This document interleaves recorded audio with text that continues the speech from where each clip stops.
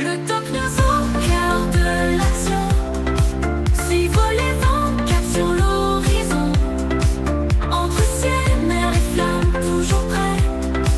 Les infos vives et l'histoire renaît. Des innovations qui défient la gravité. Des héros silencieux, des vies à sauver. Entre turbulences et ciel apaisé. Salut à tous, c'est le Doc News. Pour de la news, on est parti sur les News Airlines et direction la compagnie Biman avec un souci sur un Boeing 787. Au départ, l'avion devait partir de Toronto pour aller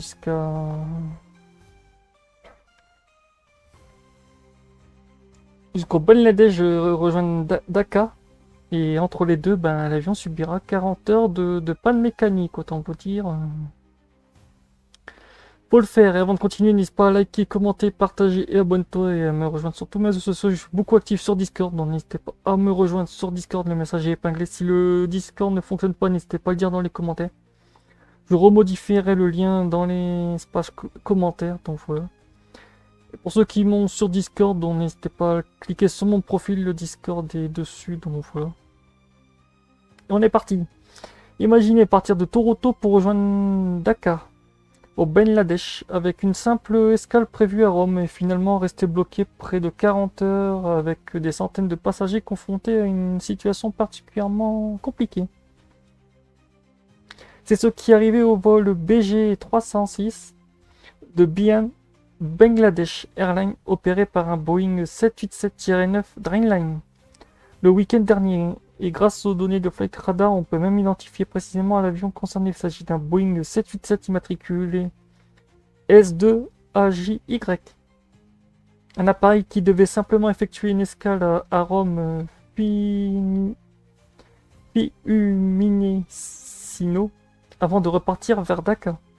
Mais cette escale va se transformer en véritable galère pour les passagers. Ah bah ça c'est ce qu'on appelle quand tu crois que tout va bien, en fait rien ne va bien. Tout commence à Toronto au Canada le 6 août 2026. Le Boeing 787 de Biman Bangladesh Airlines doit assurer le vol BG 306. Sa mission est de relier Toronto à Dakar avec une escale intermédiaire à Rome Fiumicino. L'avion décolle de Toronto le jeudi 6 août au soir. D'après les données disponibles sur Flight Radar, le départ est enregistré à environ 21h38 heure locale pour une arrivée à Rome prévue le lendemain matin. Le trajet transatlantique se déroule normalement. Là, je vais vous mettre tout ce qui touche le trajet de l'avion, parce que j'ai un peu retracé le trajet de l'avion. Donc vous voyez un peu...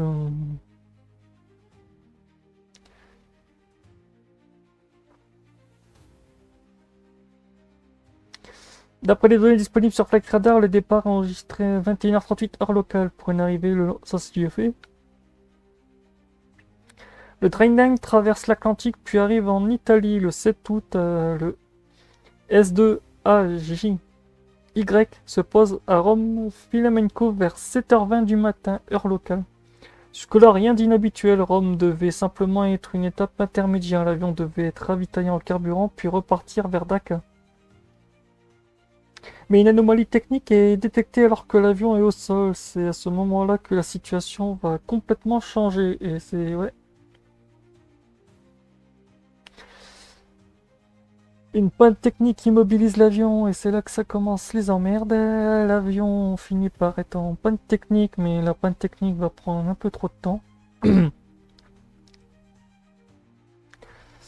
Le problème est suffisamment important pour empêcher l'avion de poursuivre son voyage. Le Boeing 787 est alors placé en situation AOG. AOG signifie Aircraft on Ground. Dans l'aviation commerciale, cela signifie qu'un avion est immobilisé parce qu'il nécessite une intervention technique avant de pouvoir reprendre son exploitation. Pour une compagnie aérienne, une situation AOG est particulièrement problématique parce qu'un avion long courrier comme le 787 ne peut évidemment pas simplement être remplacé en quelques minutes. Il faut identifier la panne, il faut trouver les techniciens capables d'intervenir, il faut également disposer des pièces nécessaires. Dans ce cas précis, La réparation ne va pas être immédiate. Bien Bangladesh Airlines indique qu'une panne technique imprévue a été identifiée. Des inspections, des opérations de dépannage sont alors engagées, mais les heures passent. Le Boeing 787 reste au sol à Rome.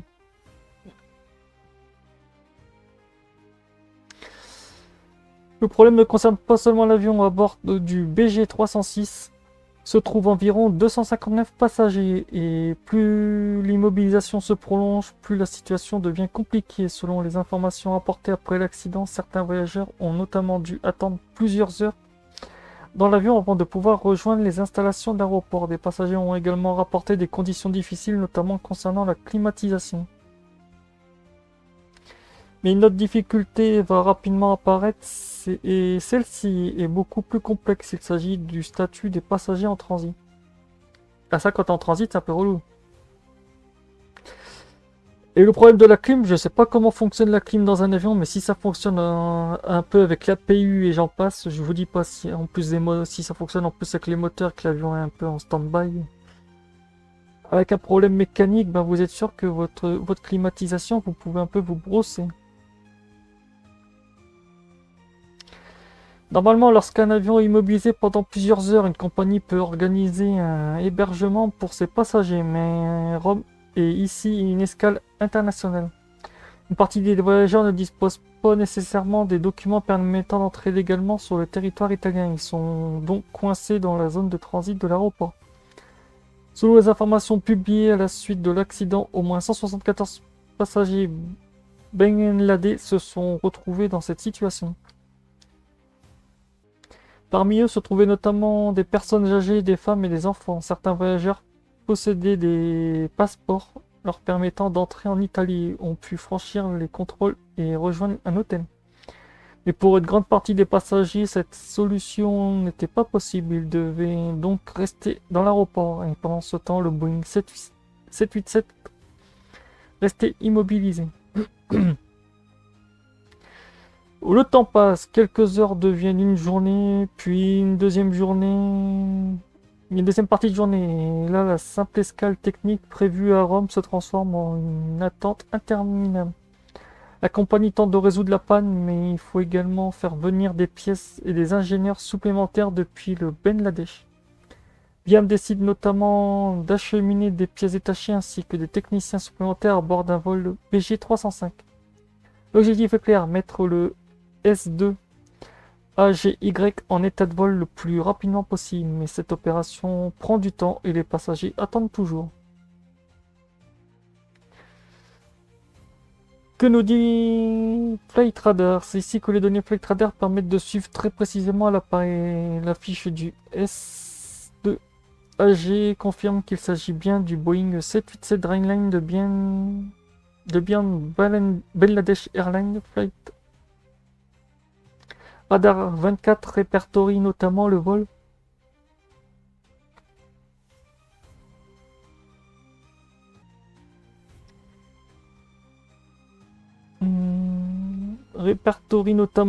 BG306 du 6 août 2026 entre Toronto et Rome, et surtout la trajectoire suivante permet de comprendre ce qui s'est passé. L'avion devait ensuite continuer son voyage vers Dakar. Cette rotation a été perturbée par l'immobilisation à Rome. Le vol BG306 finit finalement par repartir de Funicioco après la réparation. D'après les informations communiquées par Bian, le départ de Rome a finalement eu lieu le samedi 8 août vers 23h heure locale. Le Boeing 787 pouvait enfin reprendre son vol vers le Bangladesh. Ah bah enfin! Et voilà l'itinéraire, l'avion ressort du taxiway, reprend le machin et direction maintenant Dakar. Ah bah pour les passagers, je vous dis pas, certains vont s'en souvenir. Après de 40 heures de perturbation, le S2 AGY quitte finalement Rome. Le problème technique a été traité, les vérifications nécessaires ont été réalisées, le Boeing 787 reprend sa route vers l'aéroport international de Hazara Jahala de Dhaka. Le vol arrive finalement à Bangladesh le 9 août, mettant fin à cette longue immobilisation. La compagnie indique que l'appareil a pu rejoindre Dhaka en toute sécurité, mais pour les passagers, le voyage aura été très différent de celui qui avait prévu. Un trajet Toronto-Dassa qui devait simplement comporter une escale à Rome s'est transformé en une attente d'environ 40 heures. Pourquoi une panne peut-elle prendre autant de temps? C'est une question importante. Lorsqu'un avion subit une immobilisation pendant des dizaines d'heures, on peut se demander pourquoi la réparation n'est pas réellement réalisée immédiatement. Après, comme vous l'avez vu, il faut les protocoles et tout le train-train.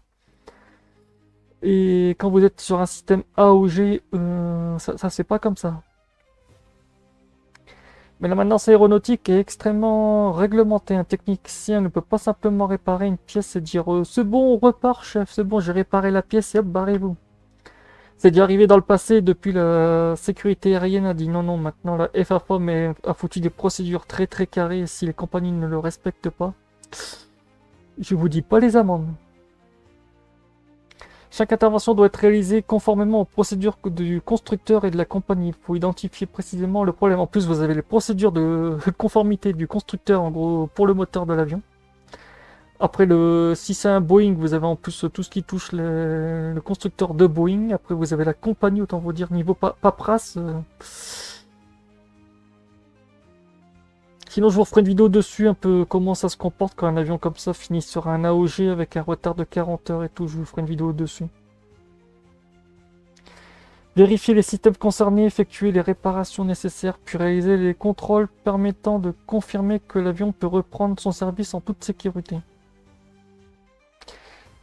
Et si une pièce spécifiquement que sur place, il faut également la faire venir. C'est précisément ce qui peut transformer un simple panne technique en immobilisation de plusieurs dizaines d'heures, voire 2 jours ou 2 semaines. Ou 2 mois, parce qu'en fonction du... Le 787-9, le S2AGY, et parlons maintenant de l'appareil. Le S2AGY est un Boeing 787-9 Dreamliner, exploité par Bangladesh Airlines. Le 787-9 est une version allongée du 787-8. C'est un appareil conçu pour effectuer des vols long courriers avec une consommation de carburant réduite par rapport à plusieurs générations précédentes d'avions gros porteurs. Pour Bian, le 787 constitue une partie importante de la flotte long courrier. Et le S2AGY était donc utilisé sur cette liaison entre le Canada, l'Europe et le Bangladesh, ce qui explique également pourquoi son immobilisation à Rome a eu des conséquences importantes sur toute la rotation. Une escale qui devait être ordinaire se transforme un peu en chaos. Le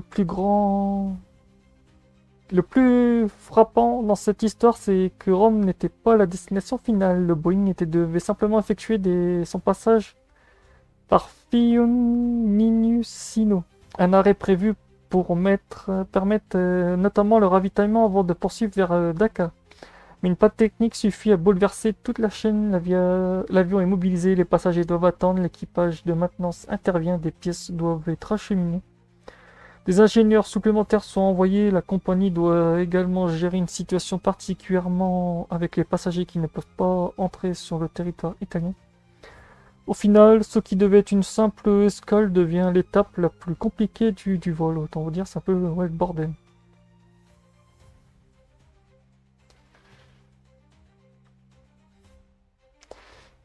Cet accident ne signifie évidemment pas que le Boeing 787 est dangereux. Au contraire, le fait que l'avion soit immobilisé lorsqu'une anomalie technique est détectée fait partie du fonctionnement normal du système de sécurité aérien. Lorsqu'un problème est identifié, l'objectif est justement d'empêcher l'appareil de repartir tant que les vérifications nécessaires ne sont pas terminées. Le coût pour la compagnie peut être important. Retard de vol, passagers à prendre en charge, techniciens mobilisés, pièces détachées à transporter, parfois remplacement ou réorganisation des équipages. Mais derrière tout cela, il y a une priorité. Ne pas mettre l'avion en service tant que les conditions de sécurité ne sont pas réunies. Et ça, c'est vrai que pour le coup, ouais, tant que les conditions ne sont pas réunies, l'avion ne redécolle pas. Finalement, après les réparations et les contrôles nécessaires, le Boeing 787-9 S2 AGY peut reprendre les airs. Le BG-306 quitte Rome. Direction Dakar, le 9 août, l'avion se pose finalement au Bangladesh. Le voyage est terminé, mais cette histoire montre une nouvelle fois à quel point une panne technique, même lorsqu'elle survient au sol et sans accident, peut provoquer une perturbation majeure dans le transport aérien.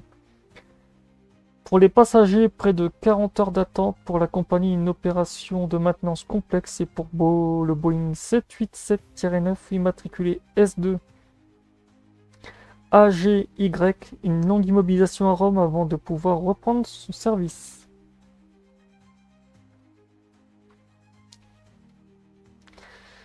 Et pour finir, sur cette conclusion, sur cette news qui aurait été, c'est le cas de le dire, ouf.